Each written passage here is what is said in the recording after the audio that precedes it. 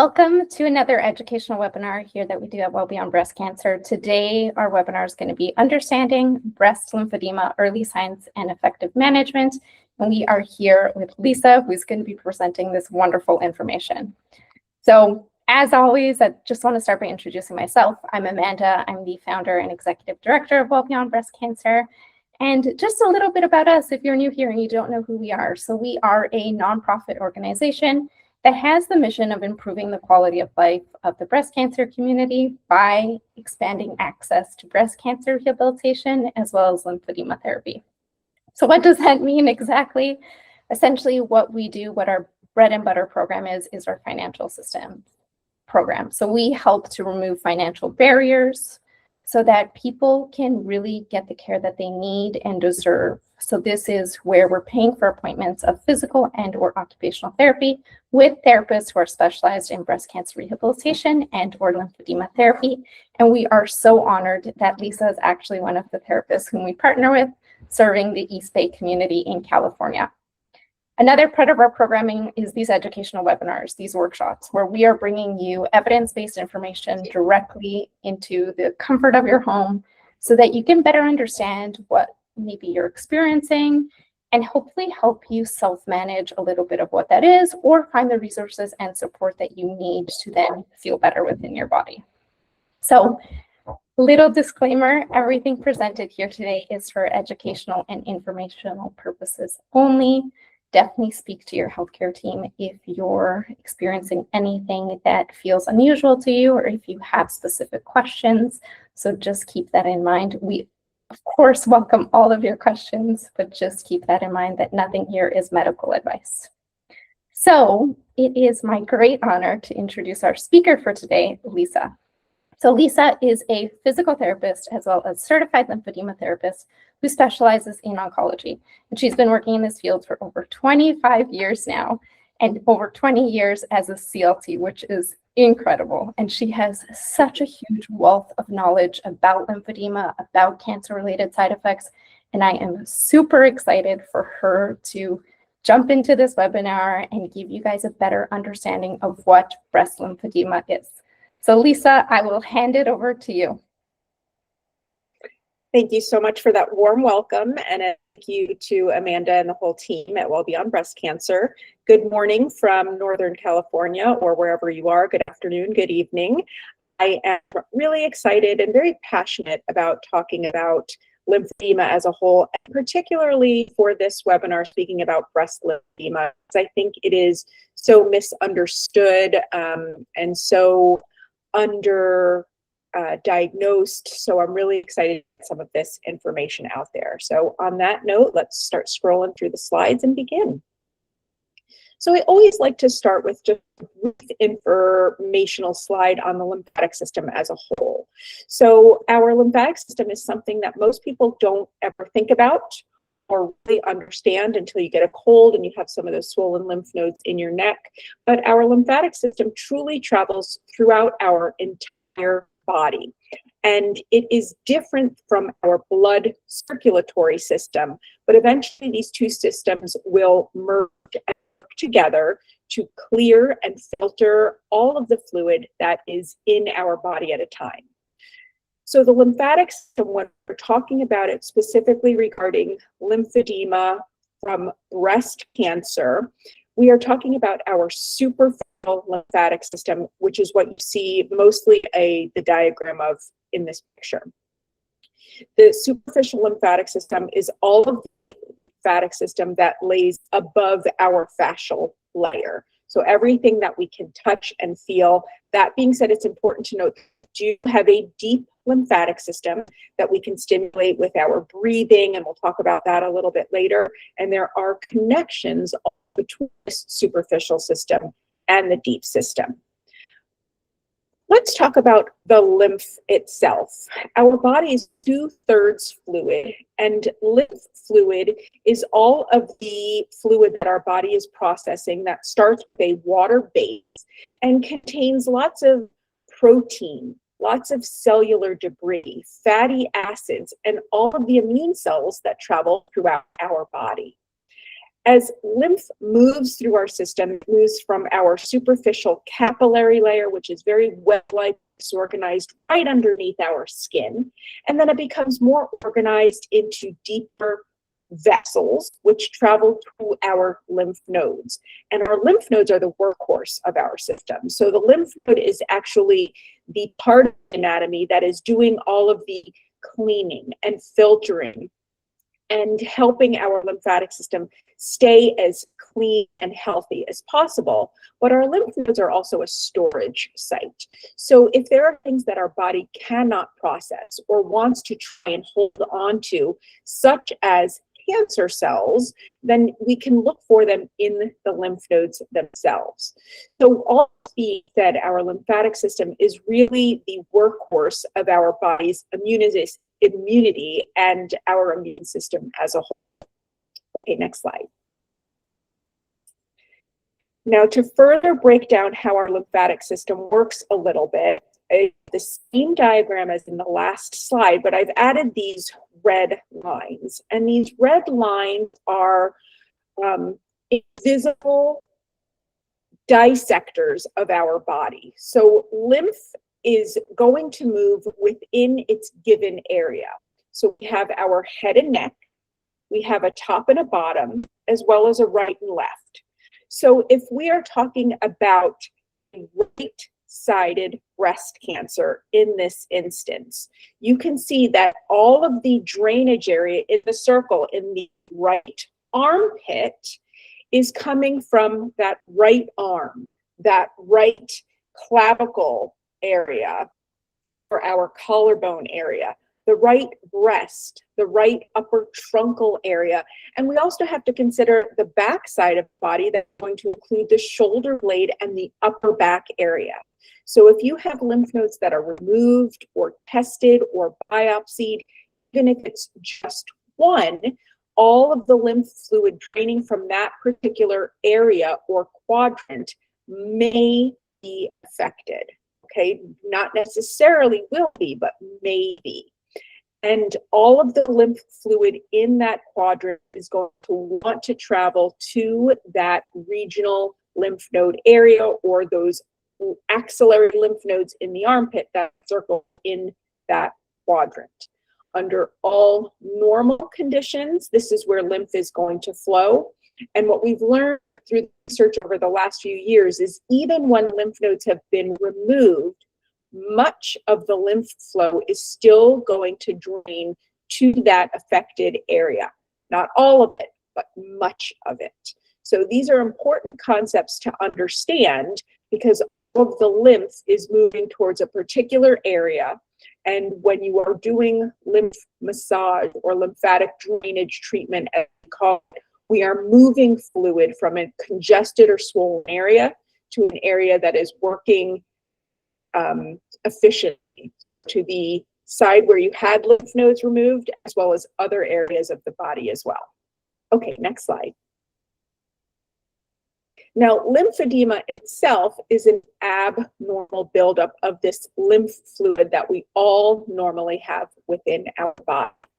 And when we're talking about lymphedema, we're talking about fluid buildup in our superficial lymphatic system just beneath our skin.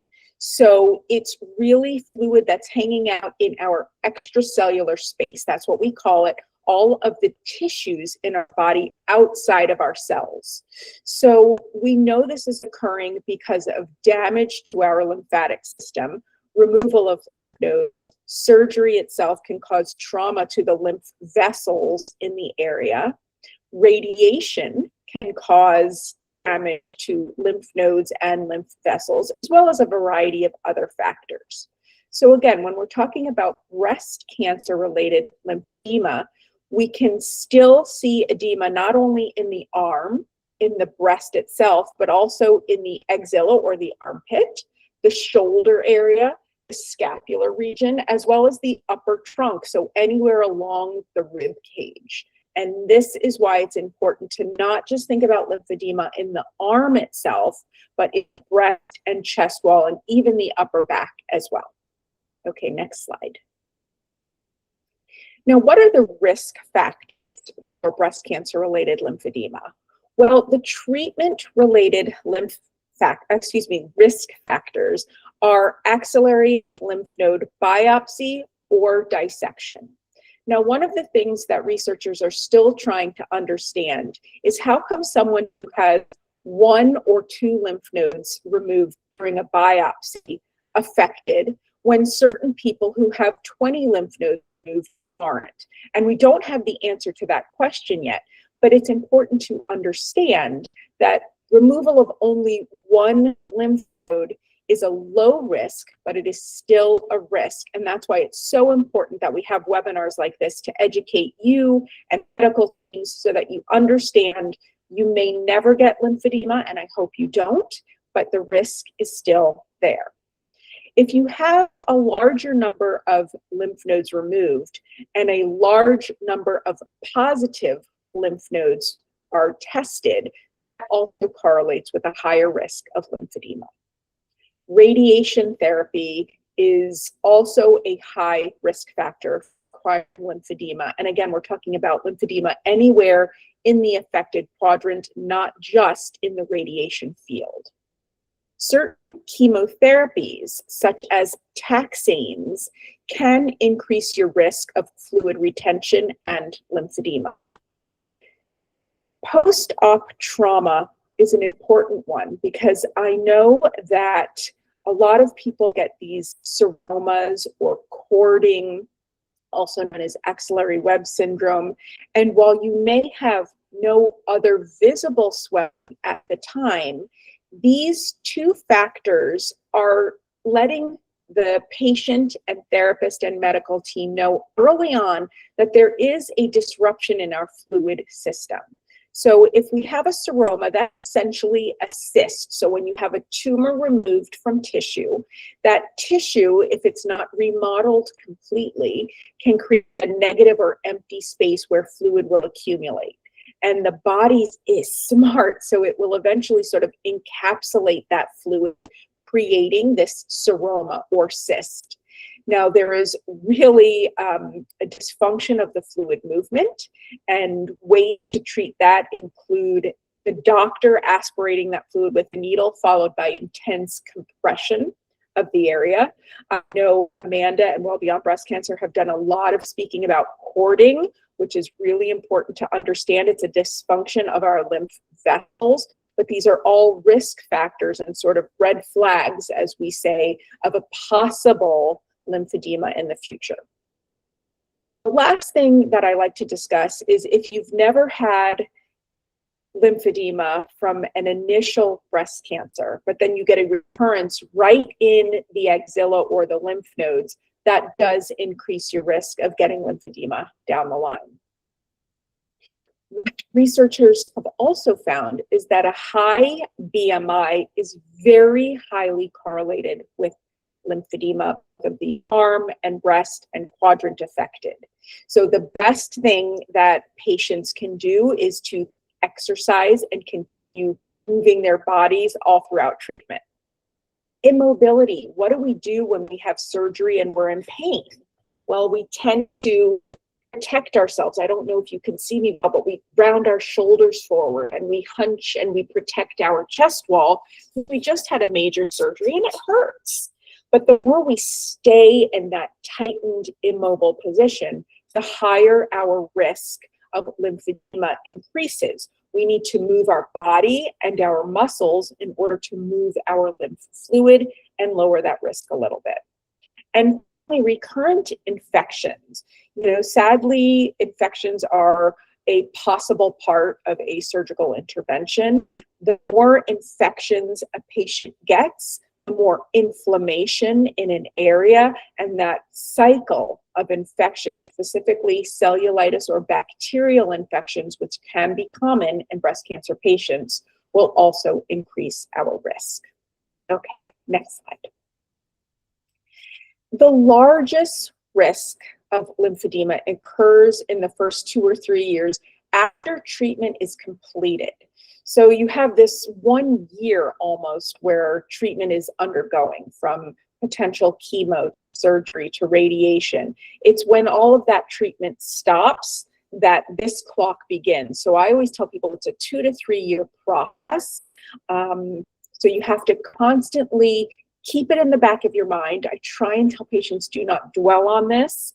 And every therapist, medical team is going to be a little bit different, but you never want to ignore a symptom that doesn't go away. And that's the most important thing that I can get across on this slide. If something changes, watch for a week or two. Really, you don't want to wait much longer than that before you bring it up to your medical team.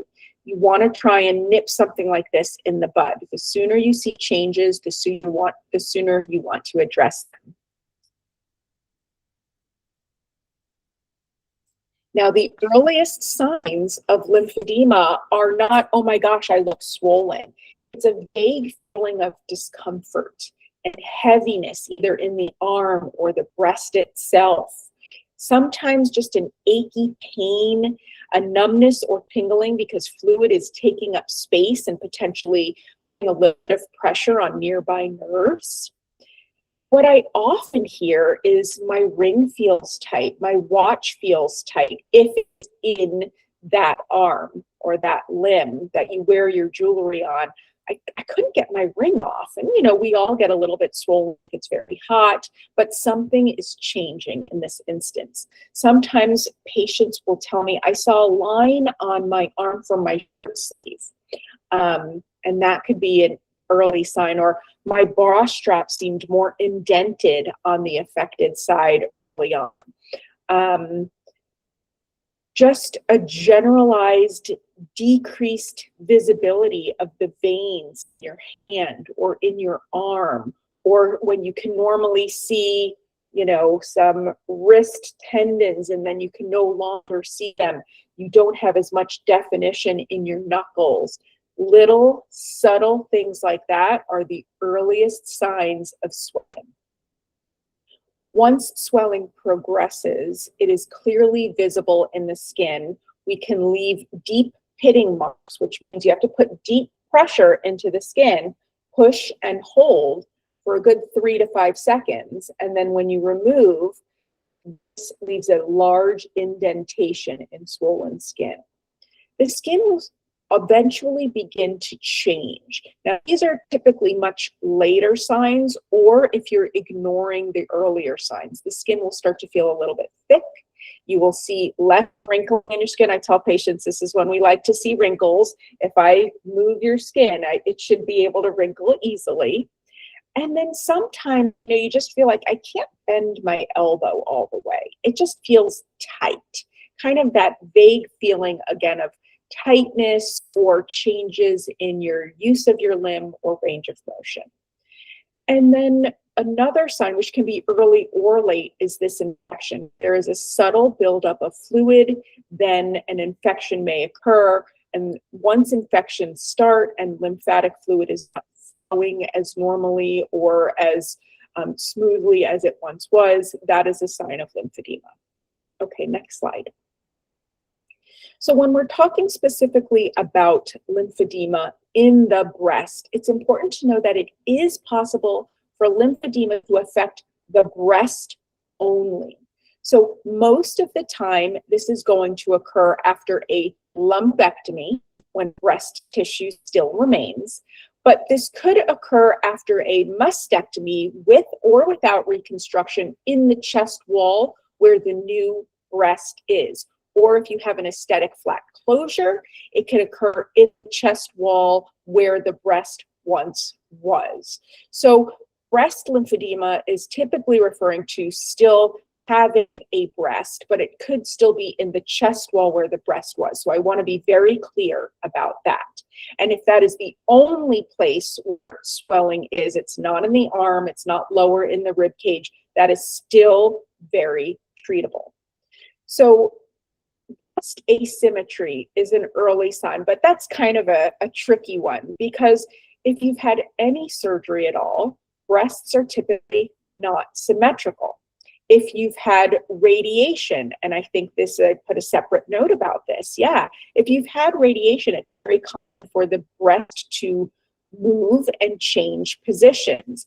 So this is where you are the expert on your own body, it's really important to look at the breast, to touch the breast. And I know this is really hard for some patients and people more than others following surgery, but it's really important to look at the breast and notice little changes. We want to look at incisions and see how they're healing, because if they start becoming more taut or thicker, that could be an indication of pulling swelling. Obviously, visible swelling of the breast itself, but along with that feeling of heaviness, fullness, I know I just had surgery and my breast should be a little bit smaller, but it doesn't look smaller yet, or it doesn't feel better yet. Changing in positioning of the nipple or areola complex. Again, this is tricky because you may not have a nipple or areola anymore. If you've had reconstruction or nipple sparing surgery, it might be in different places. Really just learn your body. Peau d'orange is a term that literally translates into orange peel skin. So when your skin looks bright, red, and inflamed, it sort of looks shiny and has a little bit of puckering where maybe hair follicles are, or a little bit of thickening, but it looks like an orange peel. That is called peau d'orange, and that is a sign of inflammation under the skin. And this can happen anywhere in the body, but it's very common to happen in the breast itself.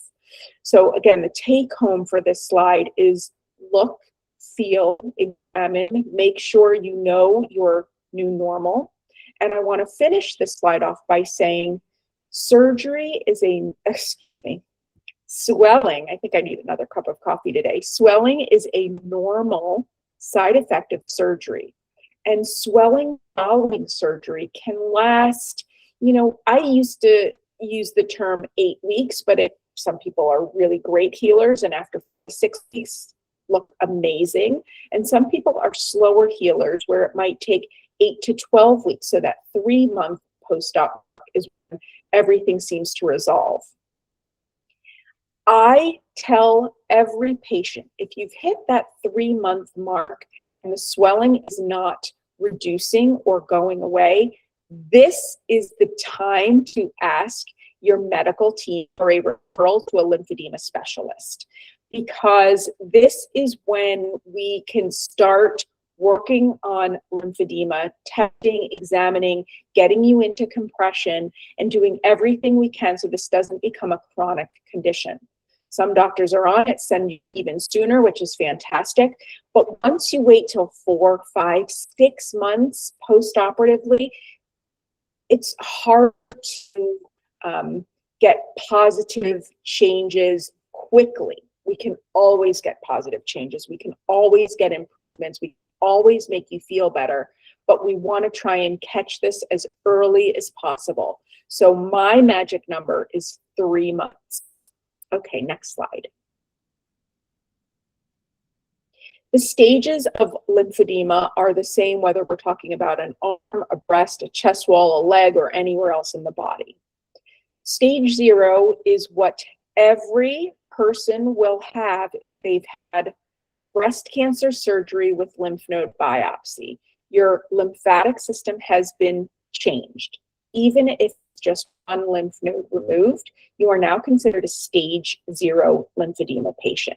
So we know that there has been a change to the lymphatic system, and we know to monitor you for lymphedema, especially this first 2 to 3 year period, very closely. Some therapists are a little bit more conservative than others, saying here is a compression sleeve or a compression bra that you want to start wearing for these certain activities right away. And then as we cross that 2 to 3 year border, you can wean down. But stage 0 is really, really an important stage to understand and to monitor. By stage 1 lymphedema, we're already starting to see the signs of swelling underneath the skin. Typically, this is in the breast or arm. You can go to sleep at night or elevate the arm, and gravity helps to clear the fluid overnight so you look better and feel better in the mornings versus after a full day of activity. And this is when we see that pitting edema. It's very fluid based underneath our skin. We haven't seen a lot of change in the tissue underneath, which can happen as we progress into stage 2 lymphedema. So by stage 2, there is still visible swelling. The swelling doesn't seem to change that much. There might still be a little bit of improvement in the morning or after you've been asleep, but it never goes away anymore. Pitting typically lessens, so there might still be some fluid in the skin or in the extracellular tissue, underneath the skin, but this fluid is starting to change. It's becoming harder and more fibrotic and more like a scar tissue type change versus just a water component.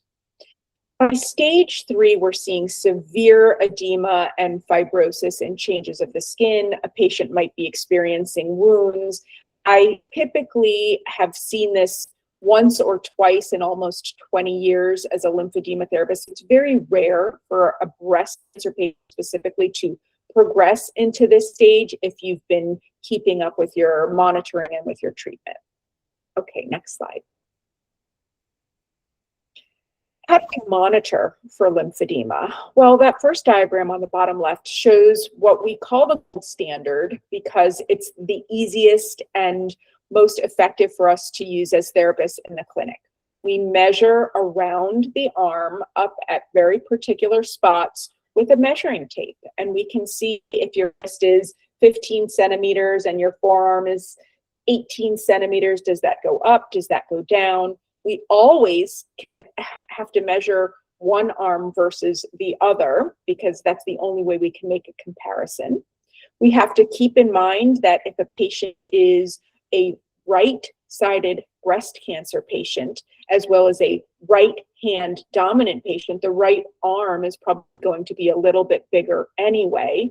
So keeping those things in mind, but that is what most therapists utilize in the clinic. That is what we have. In the last few years, bioimpedance has become available at many large organizations, some private practices, and it essentially looks like a fancy scale, but you stand on it with bare hands and bare feet, and a very gentle electrical frequency, I don't want to say current, frequency is sent up the legs of the arms. So you can't do this if you have a pacemaker or if you're pregnant. You don't feel the frequency, although some people have reported a slight buzzing, but it's measuring the amount of fluid in your tissue. And this fluid can measure what's inside your body cells as well as what's outside your body cells. So extracellular fluid, which like I mentioned, is what lymphedema is. So way before a patient can feel it or see fluid, we can start seeing changes with this testing. Now, unfortunately, it's very expensive. It's hard to come by, but if you ask your medical team if they have bioimpedance testing available, it is a wonderful test to have. The hardest part about bioimpedance is that it doesn't measure breasts specifically.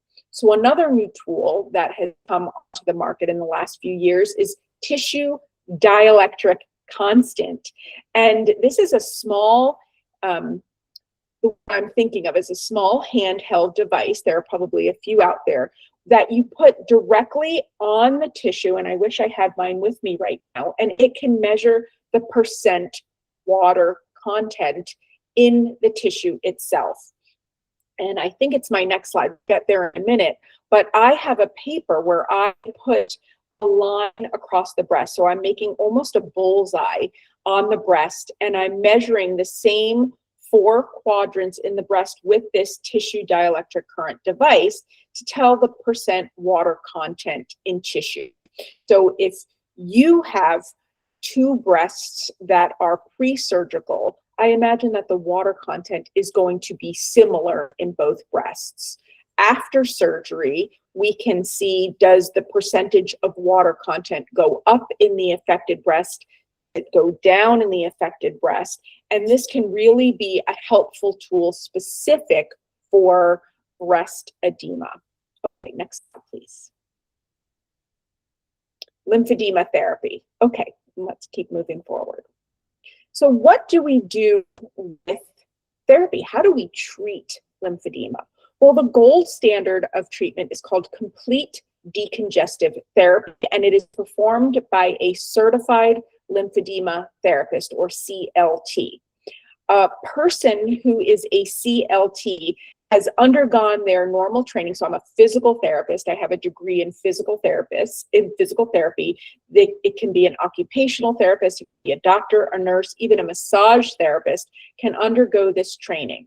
Now, there are so many training programs out there now where patients are learning the basics and where therapists are learning the basics, but a true CLT has undergone a minimum of 135 hours of extra education and certification to become a CLT, and learn all of these important qualities for treatment itself. And CDT, or complete decongestive therapy, is broken down into certain components. And these components are compression. So either with compression garments or bandaging to reduce the swelling. Manual lymphatic drainage. We typically don't use the term massage when we're talking about lymphatic therapy, because even though our hands are on the patient, massage is trying to usually elicit a response in increasing blood flow or go deeper into the tissues, which is not necessarily the case with lymphatic drainage. Exercise, moving our muscles to get things pumping and flowing. Skin care, because our skin is our largest organ and it's right where fluid will accumulate underneath our skin, with our epidermis and our deeper dermis, so we really have to keep our skin healthy. And education for long-term management. Sadly, lymphedema is a disease that does not go away. It can be managed and it can be controlled, but once you have it, it takes lifelong monitoring to make sure that you keep it managed as best as possible. Okay, next slide. So when we're talking about treatment of the breast itself, when it comes to lymphatic drainage, yes, we can massage the breast in order to move fluid out of a swollen breast and into some of the localized areas where fluid wants to flow. Now, I tend to not get sciencey in these webinars, but I had to throw this one sciencey picture on because I think it's so important to understand. So this was a study or a research paper done by Dr. Hiru Swami, and he is based out of the Alert Center in Australia, which is doing some wonderful research right now.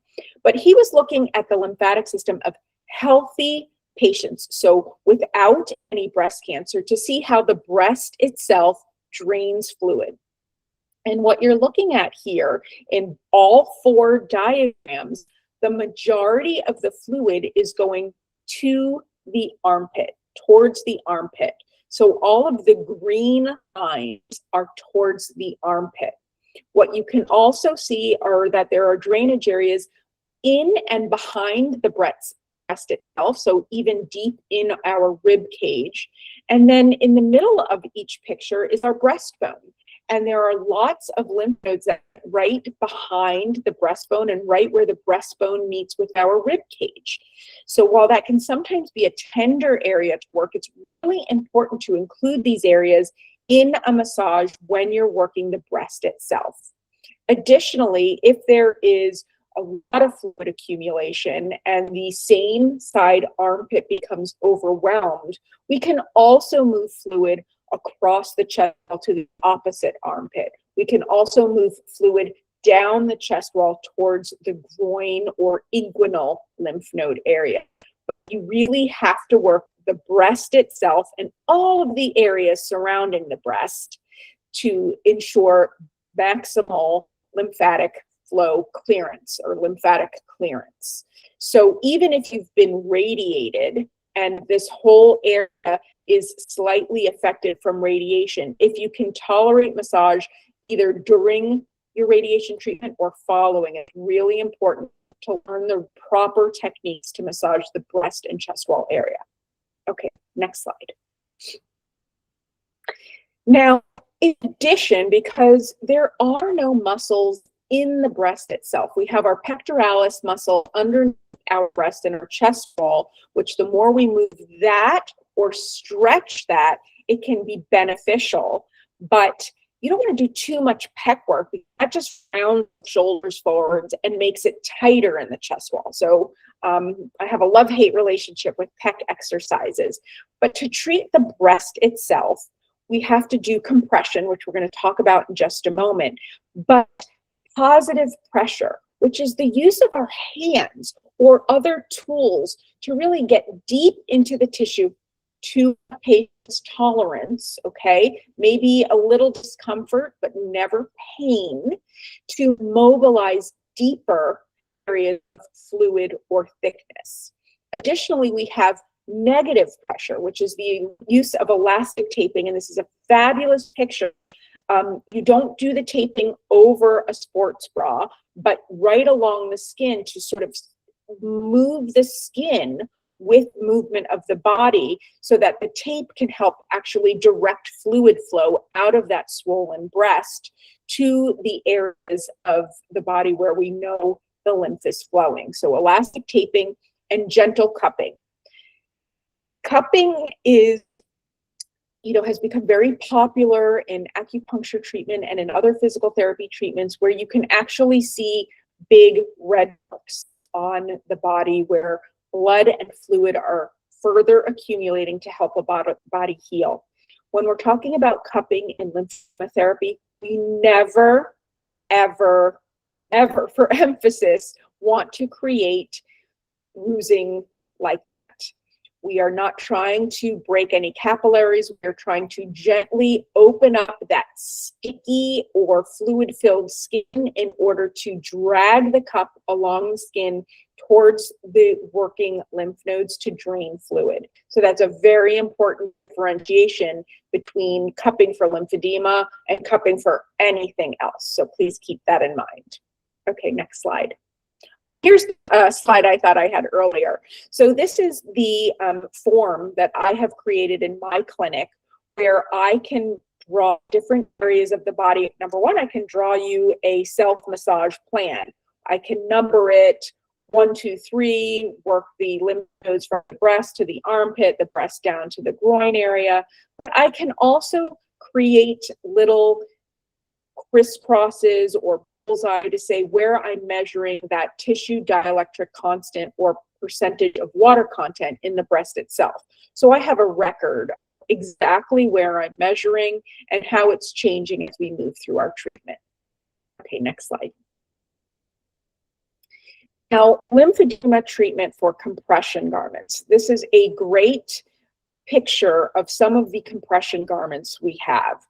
There are two really great compression bras. One that's shown here is the Prairie Wear compression bra that comes in a variety of different sizes and coverage statuses. So from extra coverage, which is really important right after surgery, to a lot lower coverage. There's another great bra from a company called Wear Ease that has, I would say, slightly less compression, but a textured fabric on the inside to also help promote fluid flow in one direction. I'm going to skip to the picture on the right, which is another Wear compression t-shirt. There are tank tops. There are sashes that go on one shoulder. And then when we get into the middle picture, we're talking about swell spots, or what we call Jovi packs, which are great pieces of soft foam that can go, this goes under the breast. You can go, I'm sorry, it's backwards here. Go under the armpit, across the breast, under the chest wall. This can go a variety of different ways and positions. This comes in a variety of shapes, sizes, textures. They can go inside a lot of bras or compression, but sometimes you don't need something so big. So I brought some show and tell here. We have gray foam. So this is a 1/4 inch thick foam that's nice and squishy, and it can go and be cut into various shapes and sizes. It can go inside pockets of bras. And then we have another foam. This is from a company called Sigvaris. It's a wave foam. Again, it's nice and soft and squishy, but it can help direct fluid into different areas or towards different lymph nodes. These are Medi foams. These have dots or these have waves, and this is a thicker, stronger textured foam. So not everyone can tolerate this, but these come in these sheets and they can be cut into various shapes and sizes depending on a patient's needs. There's a great company called Moviderm, which offers small block like this or large block foams. And again, these are a little bit soft, but they're firmer than a regular foam. And these can cut into various shapes and sizes. And then lastly, I'm going to show you what we call a pit pack. So this is a small round circle. This is actually filled with cherry pits. So this is really aggressive. But if you get a very swollen, hard breast from lymphedema, these can go inside bras, anywhere on the breast, chest wall, or anywhere where it is needed. So there are lots of inserts that can be utilized to help swelling. There are nighttime garments that are going to be a little bit bigger and thicker, but less compressive so that you can sleep in them, because some people do need 24-hour compression. There are different types of the daytime garments, like I just showed and we talked about. But no matter where your swelling is, it's important to get the right type of compression. And I just want to finalize this by saying fit matters, so make sure you're getting properly fit. And compression bras are different than sports bras. Compression bras are designed with compression in different areas, and it's still graduated in a way to say that it is enforcing fluid flow out of the breast itself and towards lymph nodes. So a regular old sports bra that you've been wearing and really like isn't always going to be appropriate for the long term. Okay, next slide. Okay, when we're talking about lymphedema treatment, I'm going to kind of rush through these last few slides a little bit just because I want to save time for some Q&A, but it's really important to exercise. The more we can move our body, the more we're going to increase blood flow and lymph flow. The more we can keep our lymph moving, the better off we will do. On that note, you have to start low with weights and progress slowly. So this is the hardest thing for any athlete to do, because someone who's never exercised before, it's really easy to say, we're going to start with 1 pound, 2 pounds. But if you've been exercising, you can try staying where you are. It's usually better to take a step back because your body is going through all this treatment and is changing.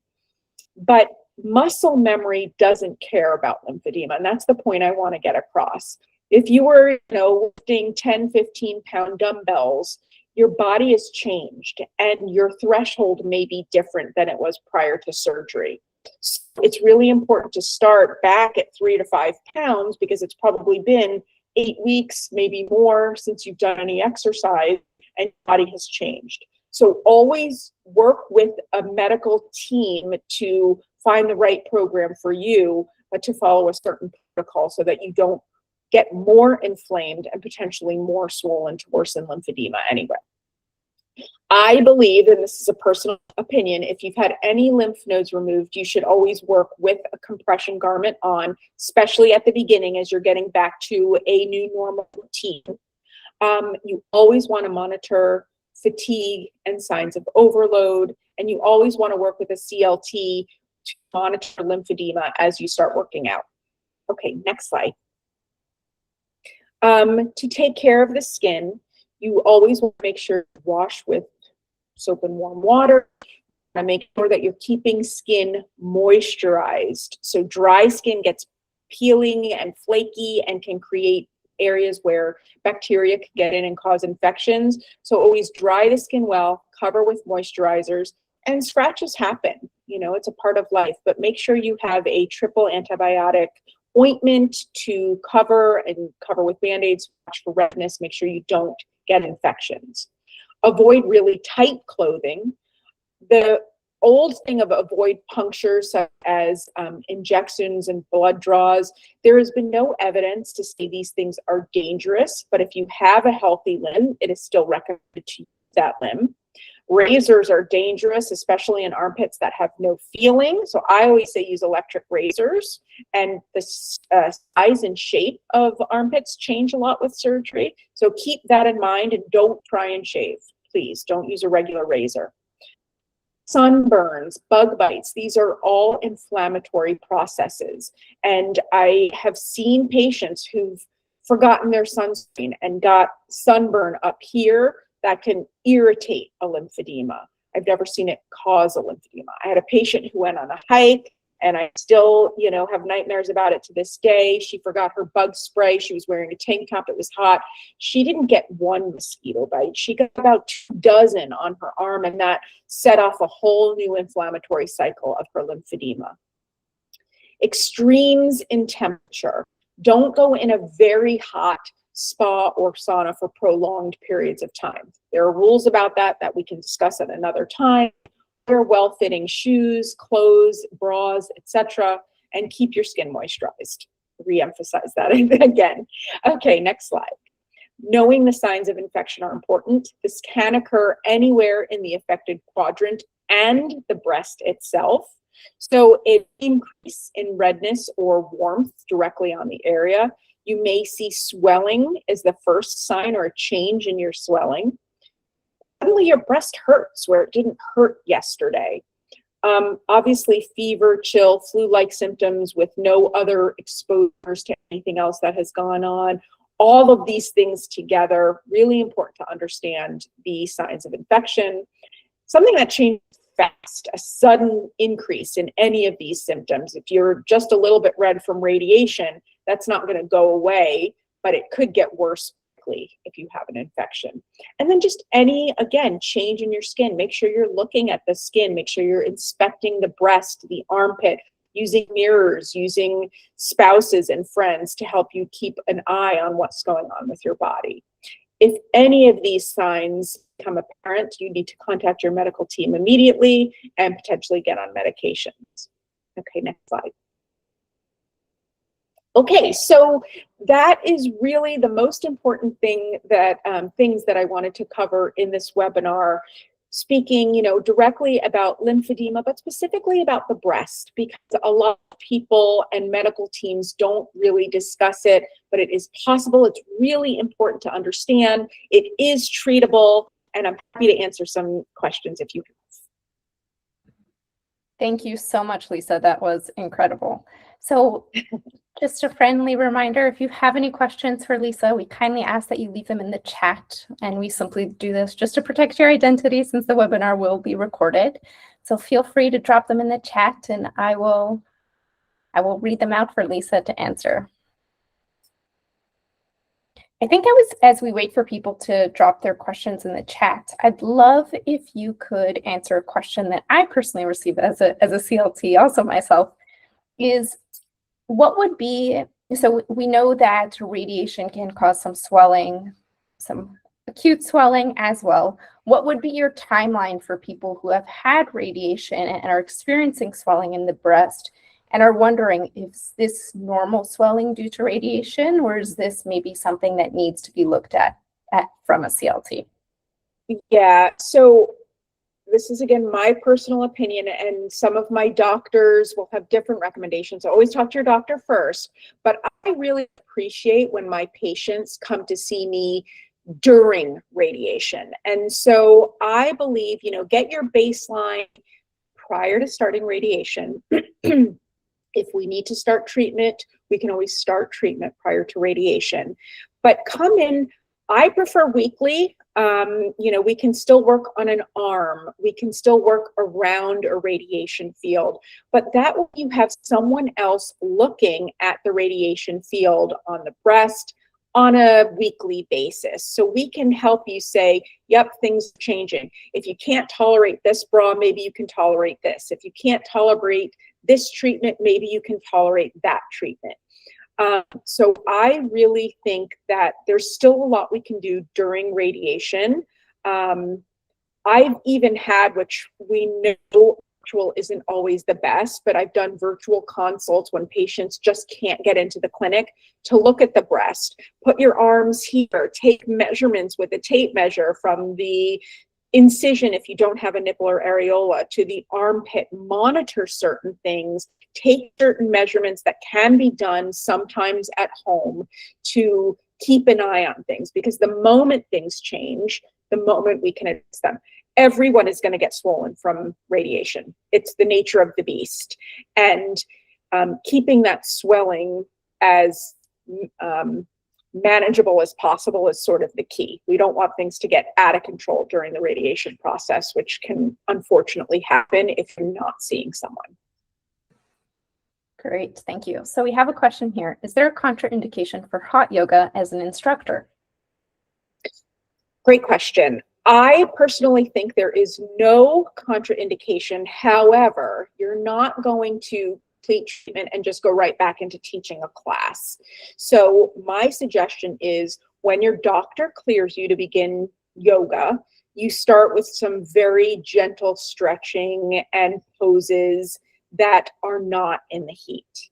And then as you start getting better, you can go into a hot yoga studio for 5 to 10 minutes. See how your body responds. Stay at that workout level for a week or two. When that feels easy and you have no swelling in the arm or breast, go to 10, 20 minutes. So you're going to slowly progress. So what you were doing with teaching is not something that, okay, you're released to go back to work, you can just do this. It might be something you have to build up to in a 6-month period. Again, some people a little faster, some people a little bit slower, but it is possible in my opinion.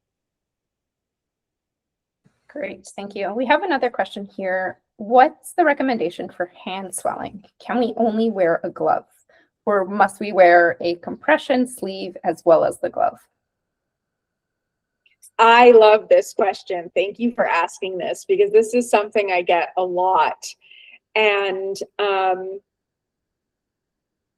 nobody likes my answer. I'm sorry. But I think that if there is swelling in the hand, we know that this is coming from the removal of the lymph nodes in the armpit.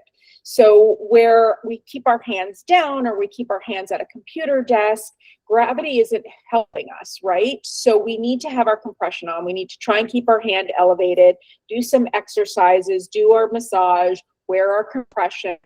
And there are times when just wearing a compression glove is enough. But if we're compressing here and we're ignoring here, eventually the backflow is going to start backing up and building up and potentially creating problems in the forearm, elbow, and arm. So I do recommend wearing the sleeve with the glove. Sometimes you can get away with a less heavy sleeve, but still wearing the compression sleeve is important. And sometimes at night, again, depending on how swollen the hand is, you might be able to get away with just a hand mitt or compression garment for at night. And not knowing you, I can't give any more specific answers, but I typically don't recommend just a glove or gauntlet or hand compression. Thank you, Lisa. If anyone has any other questions, we still have a few minutes. Feel free to drop them in the chat. If not, is there anything else you'd like to share, Lisa? I'm just so excited to be here. I will add, as an add-on to that last question, if you wear the glove and use maybe elastic taping up the forearm, that's another consideration as well. If you're really trying to avoid a compression sleeve, but I still think you should have the sleeve. But I'm grateful to be here. I'm thankful for the opportunity to talk about a topic that is not talked about often enough, in my opinion. And, I think it's important to recognize that even when a breast is removed or gone, this isn't something that happens just in patients who still have a breast with a lumpectomy. This can occur in anyone who still has a chest wall, that area as well. So, just keeping that in mind is important to bring awareness to. I couldn't agree more. Well, we will wrap up today. Thank you so much for everyone who is joining us and everyone who watches the replay. Thank you again, Lisa, so much for all of this. It's been incredibly helpful, I'm sure, for many people. If anyone has additional questions, please don't hesitate to send us an email and I will relay your questions over to Lisa. We are always here to provide more education and support. We just want to make sure that you get the information that you're looking for. And just a friendly reminder, we do these webinars every month, and every month we choose a different cancer-related side effect, and we partner with a physical or occupational therapist who specializes within this field to do exactly that, bring you information directly to the comfort of your home. So stay tuned for our next webinar in April. And as always, if you need help finding a CLT or a specialized physical and occupational therapist within your community, please also don't hesitate to email us at Well Beyond Breast Cancer. This is what we do. In addition to our financial assistance program, we help you connect with the therapist within your community because we know it can be really difficult to find who to turn to for the right care. So please do not hesitate to reach out to us at any point. We are always here to help. Thank you so much, everyone, once again, and enjoy the rest of your day.